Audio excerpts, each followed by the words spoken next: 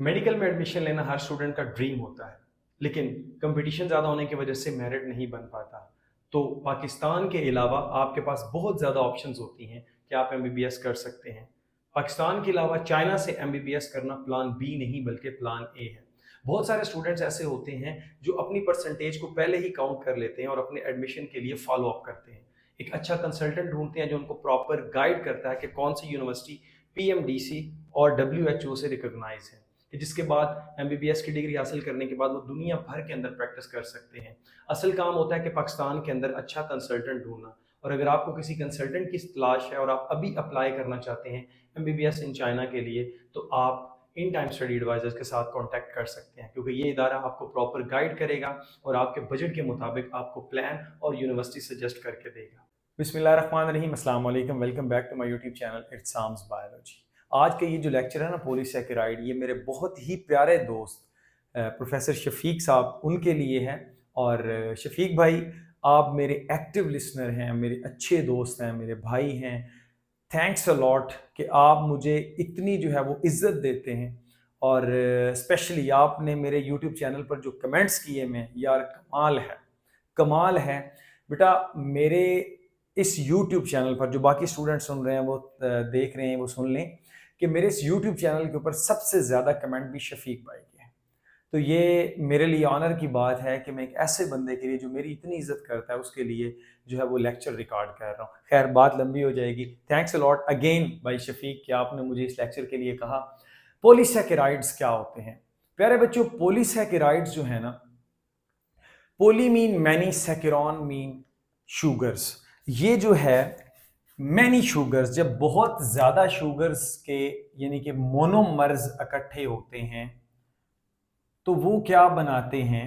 Polysaccharides. और याद रखिएगा, पॉलीसैकेराइड्स के बनने में सबसे ज्यादा जो शुगर है ना, ग्लूकोज, उसका हाथ होता है। ज्यादातर जो आपको पॉलीमर्स दिखेंगे वो ग्लूकोज के ही दिखेंगे। ग्लूकोज जो है ये पॉलीमेरिक फॉर्म के अंदर यानी कि आपस में जुड़ती जाती है ग्लाइकोसिडिक लिंकेज के थ्रू। और प्यारे बच्चों, ये मल्टीपल जो है वो ग्लूकोज से बनने वाले पॉलीमर्स की फॉर्म्स बनाती है। यानी कि बहुत ज्यादा जो आपको पॉलीमर्स नजर आ रहे हैं जैसे starch, amylose, amylopectin, glycogen, cellulose, chiton, ये सारे के सारे जितने मैंने डिस्कस किए हैं यहाँ तक, किससे मिलकर बने हुए हैं? ग्लूकोज से ही मिलकर बने हुए हैं। तो एक बात ज़हन में बिठा लें कि ग्लूकोज एक ऐसा मॉलिक्यूल है जो पॉलीमर बनाने में अहम किरदार अदा करता है। अब उसके बाद इसकी टाइप्स आ जाती हैं और उसके बाद आपको पता होना चाहिए कि ये जो है polymers most abundant organic molecule है इन द नेचर। और उसमें कौन सा है? That is cellulose.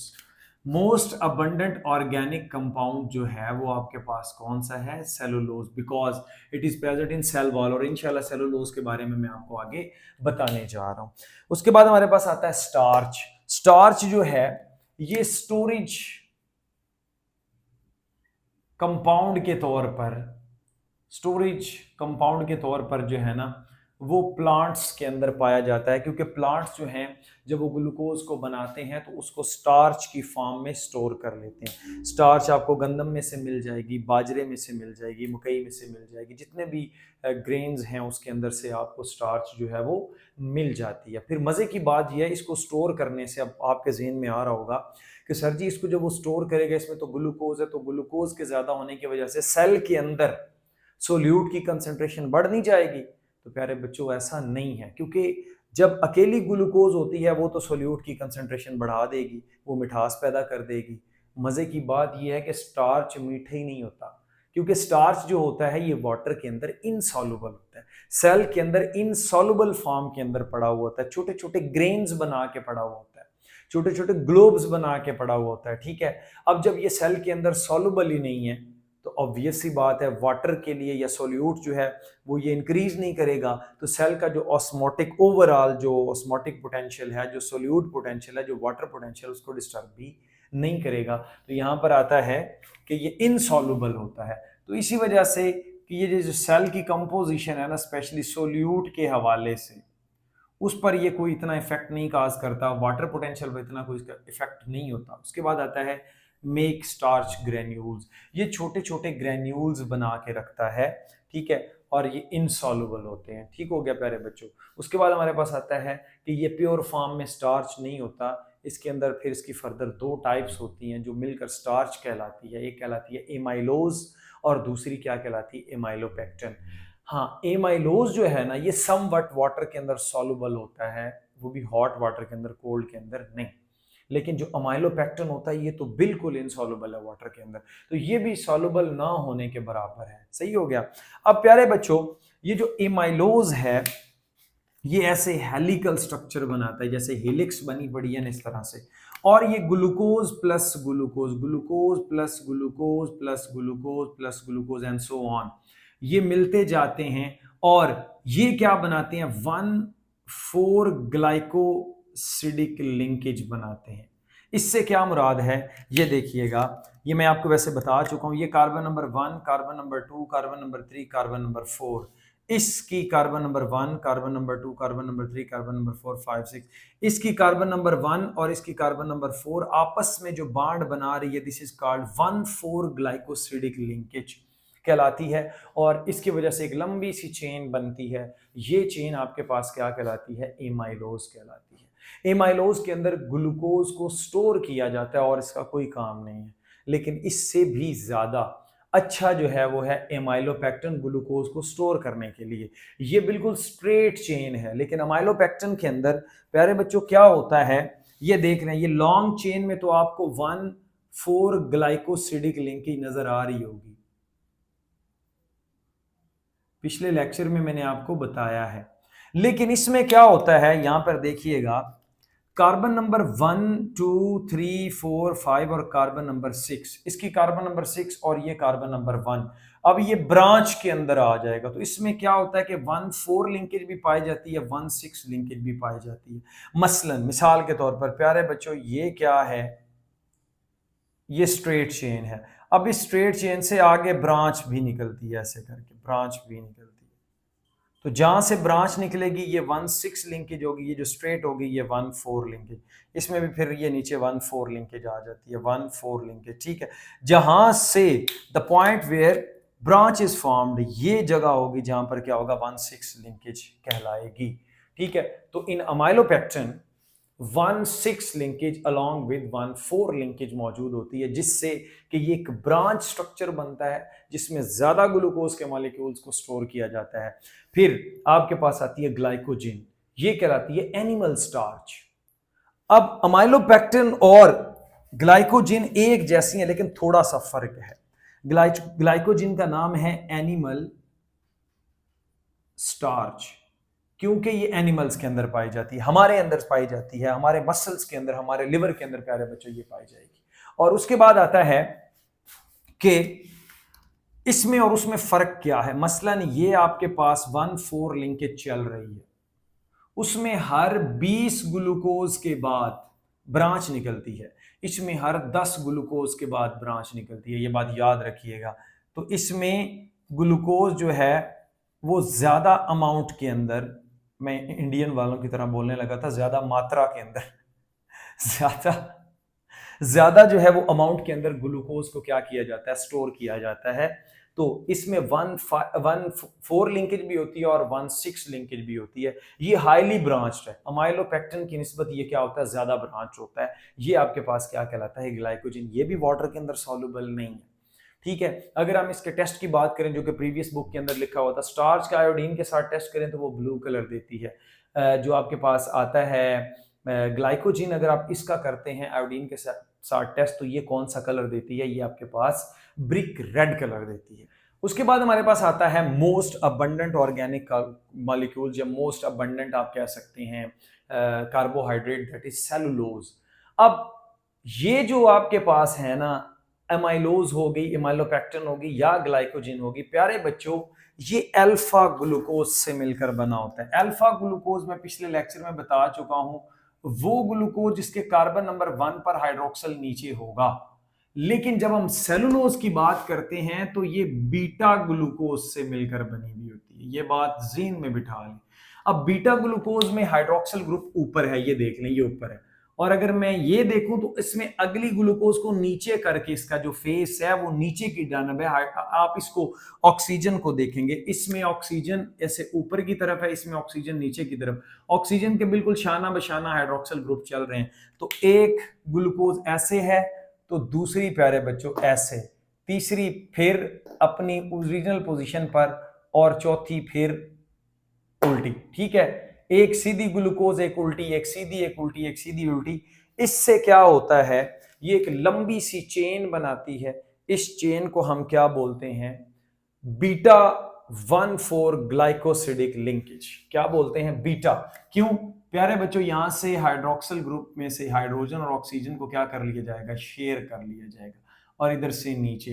तो ये देखें, एक ग्लाइकोसिडिक बॉन्ड ऊपर बनेगा और एक ग्लाइकोसिडिक बॉन्ड नीचे बनेगा, एंड सो ऑन। यहां पर ये नीचे बनेगा, एंड सो ऑन, ये चलता जाएगा, ये नीचे ये ऊपर, ये नीचे ये ऊपर। इस तरह से ये आपके पास क्या कहलाता है, बीटा 1,4 ग्लाइकोसिडिक लिंकेज। ठीक हो गया। यहां पर हमारे पास सॉरी ये ऐसा आएगा, ग्लाइकोसिडिक लिंकेज हमारे पास आ जाती है। उसके बाद प्यारे बच्चों, ये जो है आपके पास क्या बन रही है, ये सीधी स्ट्रेट चेन में सेलुलोज बन रही है by the help of beta glucose. फिर मजे की बात बताऊं आपको, ये ग्लूकोज के मॉलिक्यूल ऐसे जुड़ते जाते हैं, फिर एक नीचे जुड़ते गए, फिर एक नीचे जुड़ते गए, इस तरह से ये लेयर्स की फॉर्म में होते हैं। अब आपको पता है, जहां पर भी हाइड्रोजन एंड ऑक्सीजन होगा वहां पे हाइड्रोजन बॉन्डिंग बनने के बड़े ही चांसेस होंगे। कैसे, ये फॉर एग्जांपल एक ऊपर चेन चल रही है, ये एक नीचे चेन चल रही है, इधर ऐसे करके, ओ सॉरी वो उधर नहीं लिखना था, ऐसे आगे जा रही है, पीछे आ रही है। तो मैं सिर्फ एक की बात करता हूं, ये ऊपर वाली की हाइड्रोजन, इस पर oxygen partial negative charge, hydrogen पर पार्शियल पॉजिटिव। नीचे वाली पर क्या है, पार्शियल पॉजिटिव हाइड्रोजन पर, ऑक्सीजन पर पार्शियल नेगेटिव। इन दोनों के दरमियान हाइड्रोजन बॉन्डिंग बन जाएगी, Hb हाइड्रोजन बॉन्डिंग बनेगी। तो इसकी वजह से अब ये देखें ना, आपके पास ये ऊपर चेन है, ये नीचे चेन है, इन दोनों के दरमियान क्या बन गई है, हाइड्रोजन बॉन्डिंग बन गई है। तो जो इन चेन्स को टूटने नहीं देते, इन चेन को स्टेबलाइज करते हैं। यही वजह है, इसकी स्टेबिलिटी की वजह यही है कि ये जो प्लांट्स होते हैं उनके अंदर प्यारे बच्चों क्या होता है, उसकी सेलुलोज की वजह से उसकी जो सेल वॉल होती है वो बड़ी सख्त होती है, बड़ी जो है वो स्ट्रिक्ट किस्म की, हार्ड किस्म की होती है, और उसको स्ट्रेंथ प्रोवाइड करती है, उसको शेप प्रोवाइड करती है सेल वॉल। उसके अंदर असल में क्या होता है कि ये आपके पास सेलुलोज के मॉलिक्यूल्स होते हैं, और वो ये सेलुलोज के भी मॉलिक्यूल्स ऐसे नहीं होते, ये प्यारे बच्चों ऐसे क्रिस क्रॉस मैनर्स के अंदर होते हैं, और ये क्रिस क्रॉस बनने में हाइड्रोजन बॉन्डिंग का बड़ा अहम रोल होता है। तो सेलुलोज जो है वो क्रिस क्रॉस की वजह से, हाइड्रोजन बॉन्डिंग की वजह से सेल वॉल को स्ट्रेंथ प्रोवाइड करती है, और इसमें जो बीटा पाई जाती है, बीटा 1,4 ग्लाइकोसिडिक लिंकेज पाई जाती है, प्लस हाइड्रोजन बॉन्डिंग। उसके बाद आता है कि beta glycosidic linkage can't be broken by, ठीक है, कौन सा एंजाइम है, एमाइलेज। आपको पता है कि एमाइलेज एक ऐसा एंजाइम है जो अल्फा ग्लूकोज को तोड़ सकता है, जैसे ये एमाइलोज को तोड़ लेगा, एमाइलोपेक्टिन को तोड़ लेगा, ग्लाइकोजन को तोड़ लेगा, बट सेलुलोज को नहीं तोड़ेगा। फिर सेलुलोज को तोड़ने के लिए, क्योंकि ये हम सारी चीजें खाते हैं, हमारे अंदर डाइजेस्ट हो जाती है, लेकिन अगर हम पट्टे खा लें प्लांट्स वाले तो वो हमारे अंदर डाइजेस्ट नहीं होंगे। जब वो डाइजेस्ट नहीं होते, क्यों, रीजन क्या है, क्योंकि हमारे पास एक एंजाइम नहीं है इसको डाइजेस्ट करने वाला। उस एंजाइम का नाम है सेलुलेज। क्या नाम है, सेलुलेज। और सेलुलेज जो है ना, ये खास किस्म के बैक्टीरिया जो हैं वो प्रोड्यूस करते हैं। तो जो टर्माइट्स होती हैं या हर्बीवोर्स होते हैं, उनकी गट के अंदर ये बैक्टीरिया पाए जाते हैं जो सेलुलेज एंजाइम बनाता है। ये सेलुलेज एंजाइम सेलुलोज को डाइजेस्ट करने में हेल्प करता है, क्योंकि सेलुलोज अल्फा ग्लूकोज से नहीं, बीटा ग्लूकोज से मिलकर बनी होती है, और बीटा ग्लूकोज को डाइजेस्ट करने के लिए सेलुलेज एंजाइम की जरूरत होती है। उसके बाद हमारे पास आता है काइटिन। काइटिन जो है ना, ये मॉडिफाइड फॉर्म ऑफ सेलुलोज है। ठीक है प्यारे बच्चों, याद रख लीजिएगा, मॉडिफाइड फॉर्म ऑफ सेलुलोज। अच्छा, इसमें भी देखें, एक शुगर ऊपर एक नीचे, एक ऊपर एक नीचे, एंड सो ऑन। ये कौन सी शुगर्स हैं जनाब, बीटा शुगर्स हैं। कौन सी शुगर्स हैं, बीटा। अब सवाल ये पैदा होता है कि आफ्टर सेलुलोज सबसे ज्यादा पाया जाने वाला कौन सा है, वो है आपके पास काइटिन, क्योंकि काइटिन फंजाई की सेल वॉल में मौजूद है, काइटिन इंसेक्ट्स के एक्सोस्केलेटन के अंदर मौजूद है। लेकिन ये एक मॉडिफाइड मॉलिक्यूल है। इसके पास क्या मौजूद होता है, एक एसिटाइल ग्रुप होता है। एसिटाइल ग्रुप आपको एसिटिक एसिड का अगर पता है, एसिटिक एसिड प्यारे बच्चों, उसका फार्मूला क्या होता है, या acetaldehyde sorry, CH3 C double bond OH, अगर ये H निकाल दिया जाए तो ये ग्रुप बन जाएगा एसिटाइल ग्रुप। ठीक हो गया। अच्छा, और अमाइनो ग्रुप आपके पास पता है NH3 हो तो अमोनिया, NH2 हो या NH हो, ये आपके पास क्या कहलाते हैं, अमाइन ग्रुप। मजे की बात ये है कि हर कार्बन नंबर 2 पर, कार्बन नंबर 1 और कार्बन नंबर 2 पर ये N, ये H और प्यारे बच्चों ये C double bond O CH3, ये N acetyl glucosamine, N acetyl glucosamine. इसी तरह से यहां पर NH C double bond O CH3, N acetyl glucosamine, NH C double bond O CH3, N acetyl glucosamine, N acetyl glucosamine, N acetyl glucosamine, N acetyl glucosamine, N acetyl glucosamine. Is that clear? ये वाला जो structure है ये किसके अंदर पाया जाता है, काइटन के अंदर पाया जाता है। और ये काइटन प्यारे बच्चों सेल वाला फंजाई और किसके अंदर पाया जाता है, आपको पता है क्या नाम है इसका, जो इंसेक्ट्स होते हैं उनके अंदर। और इसकी वजह से ये एक स्टेबल कंपाउंड बनता है। क्या बनता है, एक स्टेबल कंपाउंड बनता है। ये लिग्निन और पेक्टिन से स्टेबल है। यही वजह है कि फंजाई जो है आसानी के साथ लिग्निन को डाइजेस्ट कर लेती है। पेक्टिक सब्सटेंसेस और लिग्निन जो है ये भी आपके पास पॉलीसैकेराइड्स हैं। और ये प्यारे बच्चों कहाँ पर पाए जाते हैं, आपको पता है, मैं कहता हूँ L फॉर लिग्निन और L फॉर लकड़ी। लकड़ी में जी क्या होती है, लिग्निन होती है। और पेक्टिक सब्सटेंसेस आपको पता है कि सेल वॉल के अंदर जो है ना, खास करके मिडल लैमेला जो होता है उसके अंदर पाए जाते हैं। अगर आपने मेरा लेक्चर सुना होगा उसमें मैंने बताया हुआ है। और लिग्निन जो है वो आपके पास जो लकड़ी होती है उसके अंदर पाई जाती है, क्योंकि जो सेकेंडरी सेल वॉल होती है उसके अंदर क्या पाई जाती है, लिग्निन पाई जाती है। ठीक हो गया। उसके बाद आता है एगर। एगर जो है ना ये खानों को थिक करने के लिए थिकनर के तौर पर इस्तेमाल किया जाता है, रबड़ी दूध बनाने में इस्तेमाल होता है। और क्यों, ये प्रोड्यूस कहाँ से होता है, रेड एल्गी से। भाई एगर के बड़े इस्तेमाल हैं लैब्स के अंदर, बायोटेक्नोलॉजिकल लैब्स के अंदर एगर का बड़ा ही रोल है। क्यों, ये बैक्टीरिया को ग्रो करने के लिए इस्तेमाल किया जाता है। इसको लैब के लिए एगारोज जेल, एगारोज जेल के तौर पे इस्तेमाल किया जाता है। जेल इलेक्ट्रोफोरेसिस के अंदर के डीएनए को सेपरेट करना, प्रोटीन को सेपरेट करना एंड सो ऑन। इसके मल्टीपल यूजेस आ जाते हैं। ठीक हो गया। उसके बाद आपके पास आती है म्यूरिन। म्यूरिन का दूसरा नाम है पेप्टाइडोग्लाइकेन। कि ये आपके पास क्या है, कार्बोहाइड्रेट्स हैं ये ऐसे, और इनको आपस में जोड़ कर रखा हुआ पेप्टाइडोमीन, कुछ अमाइनो एसिड्स हैं, इन्होंने इनको आपस में जोड़ के रखा हुआ। और ये कहां पर पाए जाते हैं, सेल वॉल ऑफ बैक्टीरिया के अंदर। लो जी प्यारे बच्चों, ये था all about polysaccharide and Shafiq भाई। उम्मीद करता हूं कि आपको ये लेक्चर अच्छा लगा होगा। Stay connected. Thank you and अल्लाह हाफिज़।